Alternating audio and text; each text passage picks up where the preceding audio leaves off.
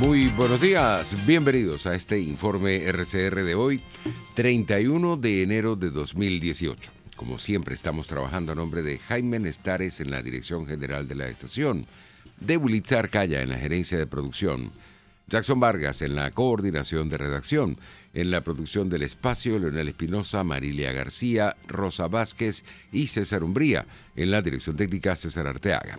Quien les habla, Argenis Barreto, los saludo a nombre de todo el equipo que hace posible que llegue este resumen hasta sus hogares.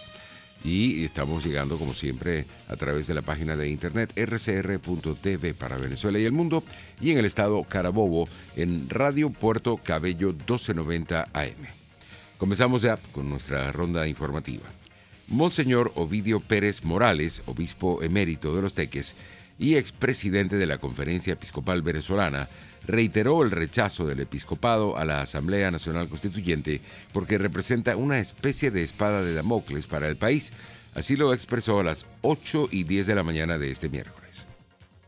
Porque esta Asamblea Nacional Constituyente es, como dice el episcopado, una usurpación del poder que corresponde al soberano. El gobierno y la Asamblea Constituyente han usurpado este poder y la Conferencia Episcopal hace un llamado para que el pueblo soberano asuma su protagonismo.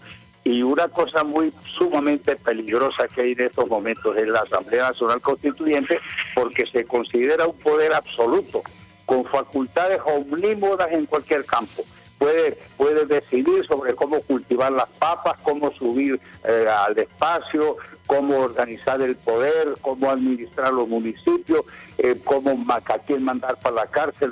Es decir, una asamblea, digamos, que se considera que puede decidir sobre todas las cosas. Y por eso yo personalmente creo, y eso está implícito en el documento de la conferencia, no se puede ir, digamos, a unas elecciones con una Asamblea Nacional Constituyente, porque fíjese lo que significaría la posibilidad de decisiones de la Asamblea entre la elección de un presidente y su toma de posesión. En este sentido, Monseñor Ovidio Pérez Morales, obispo emérito de Los Teques y expresidente de la Conferencia Episcopal Venezolana, afirmó que los venezolanos no deben acudir a unas elecciones sin las garantías de que se les respete su voto. El pueblo soberano no puede ser un conejo, entiende, que se queda tranquilo frente a los abusos del poder. El pueblo soberano tiene que organizarse y hacerse valer en su dignidad y en sus derechos, porque no es posible que se esté legislando cualquier cosa en cualquier momento contra los derechos de los ciudadanos, haciendo lo que se quiere con él. Las elecciones son necesarias y un régimen democrático lo impone para la alternabilidad del poder y la marcha del poder de acuerdo al servicio del pueblo. Pero no se puede tampoco pensar que no hay cirugía electoral, así le corten las orejas, los pies, la nariz, todas las cosas. No, es necesario que las elecciones tengan ciertas condiciones de viabilidad y se asegure que la gente puede votar con un mínimo, por lo menos, de libertad y de dignidad. Por su parte, el analista político Carlos Raúl Hernández afirmó que la oposición podría desaparecer si no está unida bajo un liderazgo firme. Pero la oposición ha sido tan absolutamente insólita, que se ha dividido de tal manera y se ha autoderrotado como ocurrió en las elecciones de gobernadores y luego la abstención de los alcaldes. Es decir, la oposición pierde por sus propias limitaciones políticas, pero no porque no estén dadas las condiciones para que cualquier dirigente, más o menos con ciertos fundamentos en la cabeza, hubiera ganado hace rato. Que convenza a los demás o que inspire la condición de líder, de seguirlo, porque hasta ahora las cosas que dice son correctas, sino que cada quien que le toca desempeñar algún liderazgo lo que hace es meter la pata y llevar las cosas a un desastre, y eso tiene a la opinión pública en una comprensible situación de escepticismo frente a lo que digan, ¿no? En este sentido, el analista político Carlos Raúl Hernández enfatizó que en la oposición debe imponerse la cordura. Lo que pasa es que los políticos ineptos no hacen otra cosa que denigrar de los demás, mientras que los políticos aptos construyen vías y se apropian de ellas, pues se convierten en los jefes. Bueno, está Felipe González, a Clinton, a Betancur, así que tipo que no se dedicaban a destruir a nadie, se dedicaban a hacer lo que ellos consideraban que había que hacer, aquí vemos que la oposición, que ha estado más acertada en los problemas, en los conflictos que ha habido, pues sencillamente se calla la boca cuando deja que la locura se imponga. Entonces, eso no es ninguna manera de construir liderazgo. Es decir, se impone la locura, ellos se quedan calladitos o protestando, murmurando por ahí por los rincones, y resulta que lo que se produce es una gran catástrofe. Decisión acertada. Es decir, creo que la decisión acertada en este momento es ir a las elecciones, independientemente de lo que diga quien diga. Hay que ir, porque los que andan por ahí por fuera diciendo que no hay que concurrir al proceso electoral, ellos no van a venir a resolver aquí ningún problema. La embajada estadounidense en Venezuela pidió este miércoles coraje al presidente Nicolás Maduro para reformar el Consejo Nacional Electoral y permitir la participación de la Mesa de la Unidad Democrática en las elecciones presidenciales. En un comunicado publicado en su cuenta de Twitter, el gobierno de los Estados Unidos cree en un diálogo genuino y espera que el régimen de Maduro tenga el coraje de reformar el CNE y permitir la participación de la MUD en elecciones presidenciales efectuadas a partir de una fecha acordada por ambas partes. 9:07. El presidente de Estados Unidos, Donald Trump, destaca las sanciones de esa nación norteamericana contra funcionarios del gobierno de Venezuela durante su discurso sobre el Estado de la Unión. La Voz de América nos tiene el reporte. El presidente Donald Trump destacó este martes haber impuesto duras sanciones a las dictaduras de Cuba y Venezuela dentro de la porción dedicada a la política exterior en su discurso sobre el Estado de la Unión ante el Congreso estadounidense. Mi gobierno también ha impuesto duras sanciones a las dictaduras comunistas y socialistas de Cuba y Venezuela. El presidente no mencionó a otros países latinoamericanos y se centró en las dos naciones caribeñas.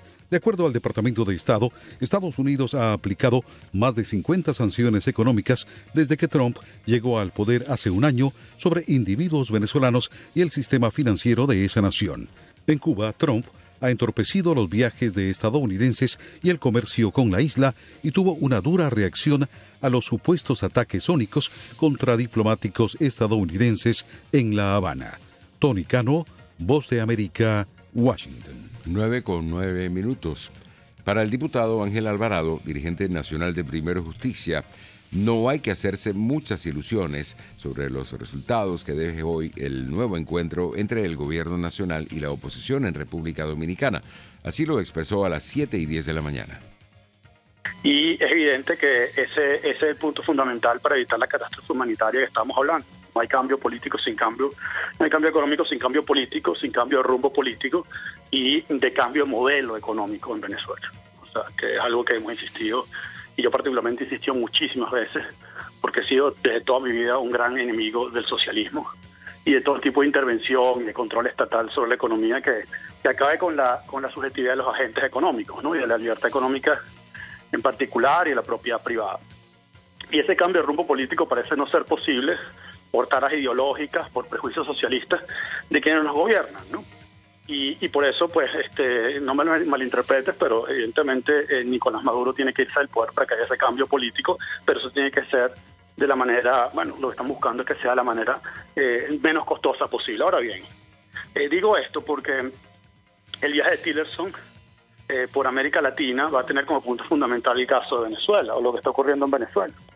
Y lo que se está viendo es que si no hay un acuerdo en República Dominicana, lo que viene es una escalada tremenda, empezando por la amenaza del embargo petrolero.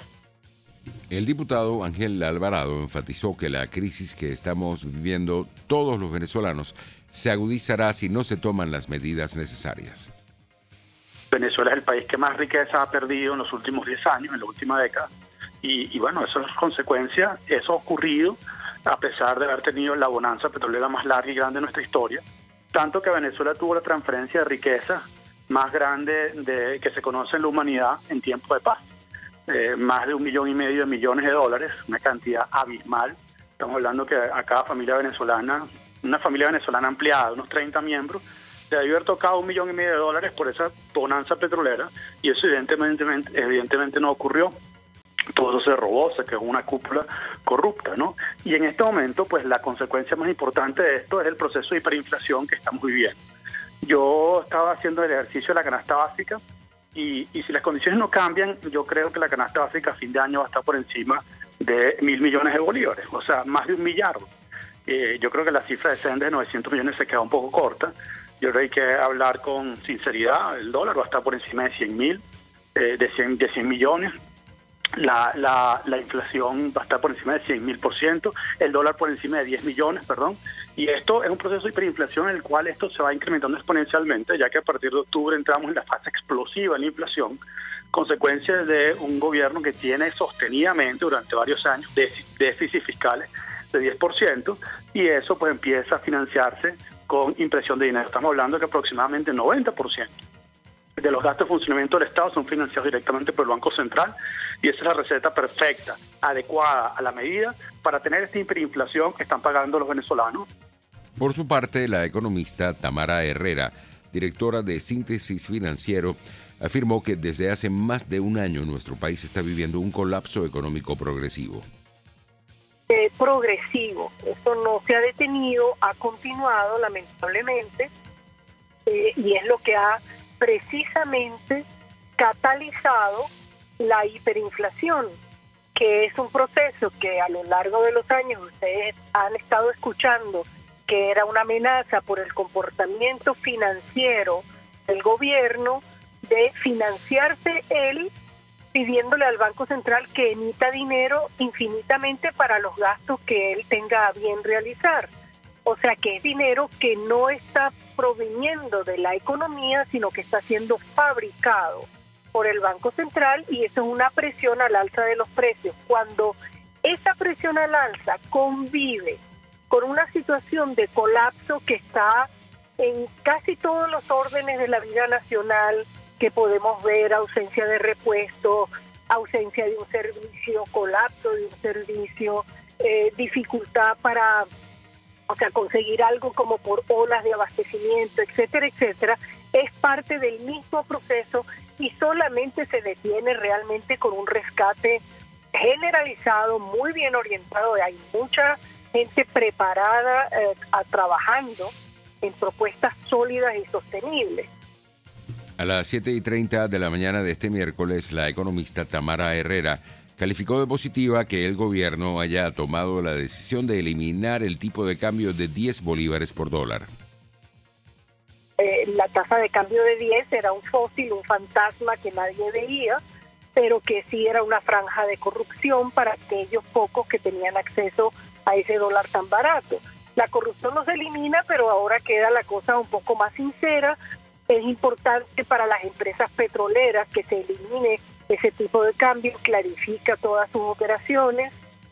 Creo que es un paso en la dirección correcta, y me sorprende que haya sido tomado ahora, porque también va a tener obviamente su costo en la medida en que algunos de los bienes que hoy consumimos tengan todavía insumos que hayan sido importados inicialmente a esa tasa, aunque los industriales jamás pagaron esa tasa, sino una mucho mayor. Pero en todo caso sí podemos decir que hay un elemento adicional de presión inflacionaria, que es un aumento de una sola vez, es el efecto de una devaluación.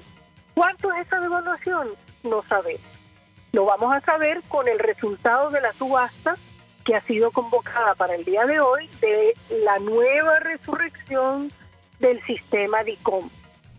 El gobierno brasileño evaluará si es viable suspender temporalmente el ingreso por tierra de venezolanos en la frontera norte hasta que se realice un censo de quienes llegaron masivamente al estado Roraima escapando de la crisis en el país. La propuesta fue planteada en una reunión celebrada la noche de este martes en Brasilia, con la participación de ministros y representantes de las carteras de Defensa, Justicia, Salud, Relaciones Exteriores, la Casa Civil y representantes del Legislativo. En otras informaciones tenemos que Hugo Ocando, representante del bloque oeste del transporte público en Caracas, confirmó esta mañana que cobrarán 2.000 bolívares de pasaje a partir de este jueves 1 de febrero. Es un acuerdo entre los transportistas, pero de parte del Estado no hay respuesta todavía. Ayer el ministro habló con los presidentes de las líneas, porque yo pienso que él se imaginaba que esto era algo inducido por las dirigencias de transporte, Cuando no es así, nosotros lo que somos es voceros de los compañeros, y él quería hablar con los presidentes de la línea, y el grito de nosotros allá en esa asamblea fue tarifa, tarifa, tarifa. El ministro al final tuvo que pedir un día más hoy, porque anoche le iba a comentar a Maduro, porque es el único país donde el presidente de la República se involucra en una tarifa de pasajes urbanos. Ofreció unos insumos que hoy hay que llevar unos listados, como siempre, cada vez que hay presión es que sacan los insumos, y hoy mismo nos va a llamar, nos va a convocar a la dirigencia para informarlo de la tarifa, si lo aprobó o no. De todas maneras, los compañeros transportistas asumieron una asamblea que si no había información del Estado, el 1 de febrero salían a cobrar los 2.000 bolívares. Es un compromiso que tienen ellos. Los usuarios nos tienen que entender que somos la opción más económica y la más segura. Nosotros no queremos tener inconvenientes con los usuarios, pero es que no podemos mantener nuestras unidades ni nuestras familias. A esta hora vamos a hacer contacto con Mario Iacobacci. Él es el pronosticador de guardia del INAME para el reporte del tiempo. Buenos días. Muy buenos días. Como situación general que estará prevaleciendo durante las próximas 24 horas sobre el territorio nacional, tenemos lo siguiente.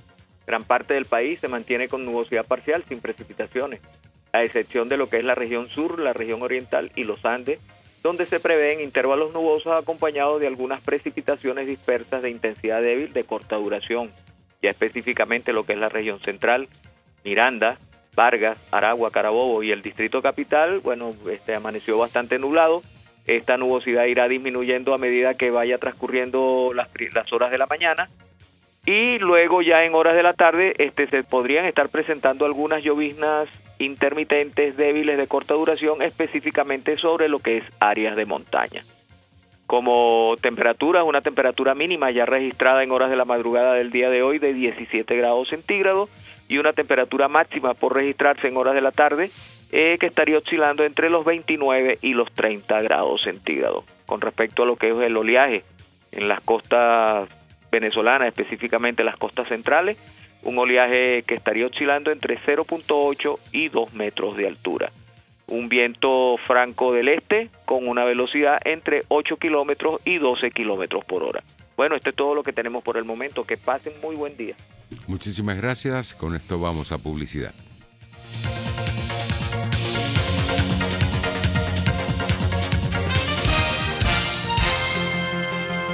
Usted escucha Informe RCR por su 750 AM. Puedes seguirnos en nuestras redes sociales. En Twitter, @RCR750. La radio que se ve. Son las 9:18. Es la hora de aprovechar el tiempo para realizar tus operaciones con la banca electrónica Banesco. Fácil no, muy fácil. Banesco contigo.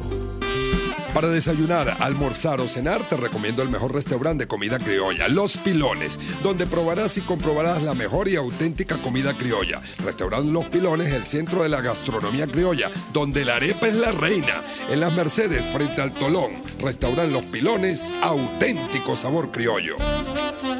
Baruta, minuto a minuto, con el concejal Héctor Urgelles. Vecino, hagamos de Baruta el mejor municipio. Clasifica la basura separándola en bolsas plásticas de acuerdo al tipo de material. Sácala en los horarios establecidos y lleva los materiales reciclables a los sitios destinados a tal fin. Trabajemos juntos al servicio de Baruta. Es el momento de consultar a un urólogo. Los doctores Nelson Medero y Arturo Medero de la Unidad Urológica Integral Urodermi tienen la solución. Cuentan con la más avanzada tecnología en robótica y otras técnicas en cirugía mínima invasiva. Piso 1 de la Policlínica Metropolitana. 985-1768. Urodermi, Unidad Urológica Integral.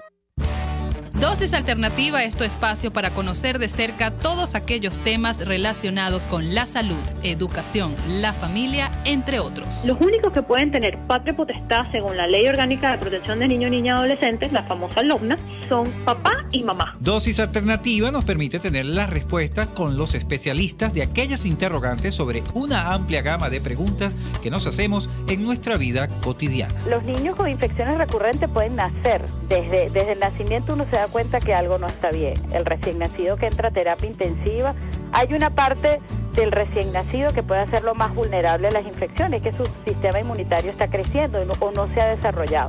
pero ya después cuando vuelve otra vez, o inclusive cuando fallece, o cuando hace reacciones severas a vacunas. Dosis alternativa, una gama de posibilidades donde usted toma la decisión. Con Marilia García y Jackson Vargas, de lunes a viernes a las 9:30 de la mañana. Solo por RCR 750 AM y rcr.tv, la radio que se ve.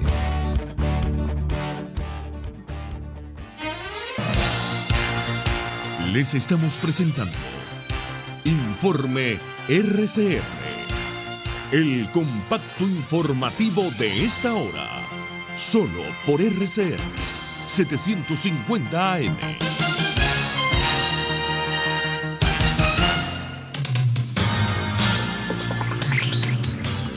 9:22. En materia internacional tenemos que el presidente de Estados Unidos, Donald Trump, afirmó en su discurso sobre el Estado de la Unión ante el Congreso de ese país que las fronteras abiertas promueven armas, pandillas y cuestan vidas, al tiempo que formuló un llamado a republicanos y demócratas a dejar de lado las diferencias para alcanzar la unidad que el país necesita.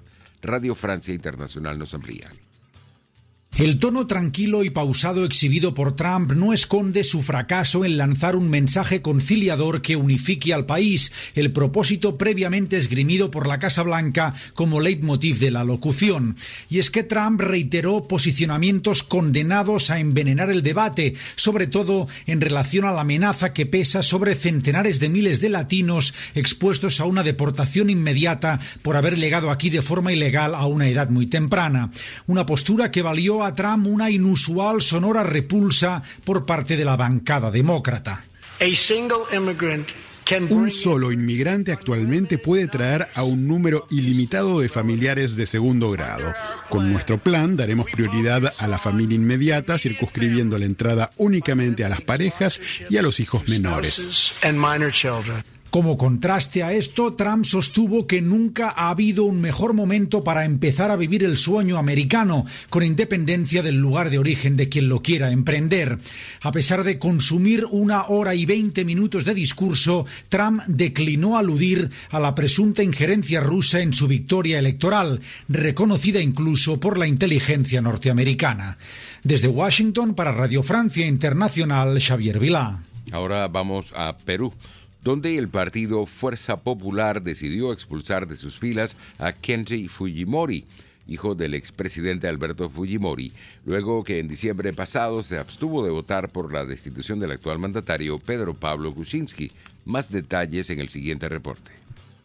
Se trata del último episodio de la guerra fratricida que sacude la primera fuerza política del Perú.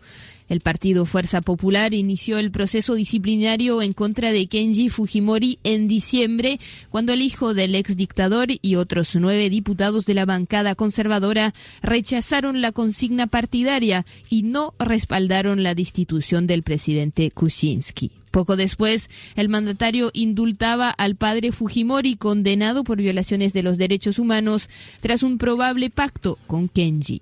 Pero las discrepancias entre los hijos Fujimori van más allá. Tras 2 derrotas de su hermana como candidata presidencial, Kenji aspira a tomar las riendas del fujimorismo, que aún reúne 1/3 del electorado, y reclama purgas en la dirigencia. Con Kenji, otros 2 diputados fueron expulsados de la bancada.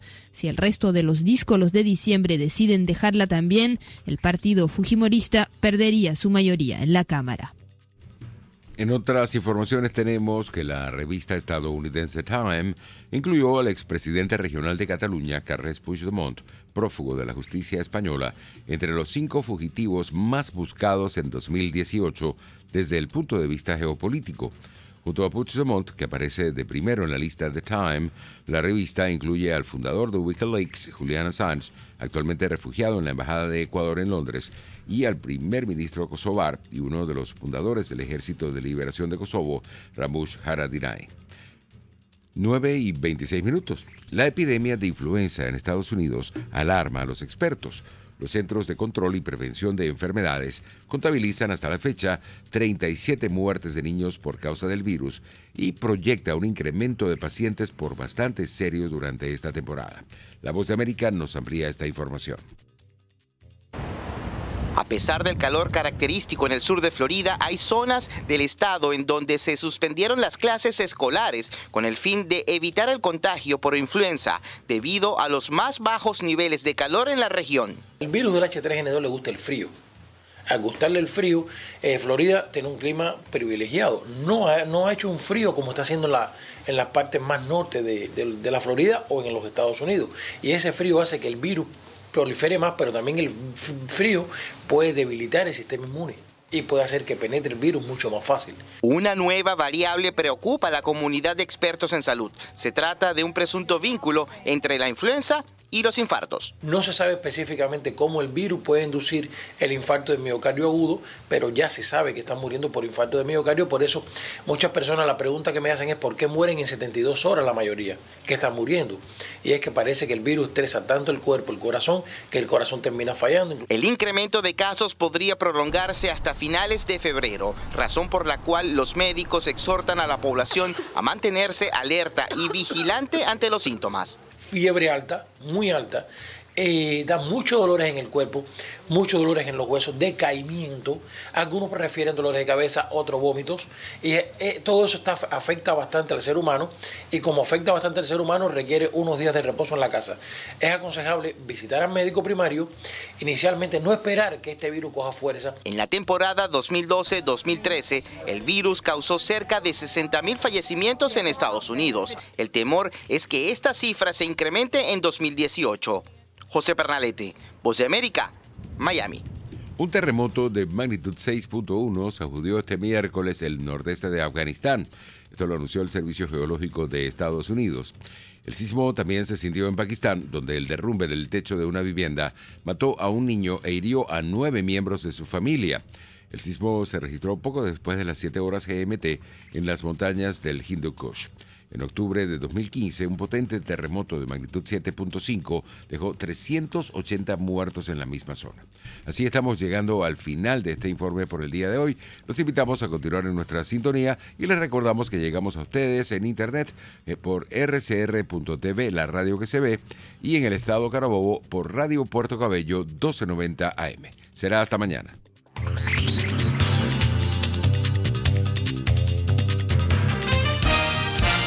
Hasta aquí este compacto noticioso. Manténgase en nuestra sintonía, porque estaremos informándole de la noticia al momento de producirse. RCR 750 AM.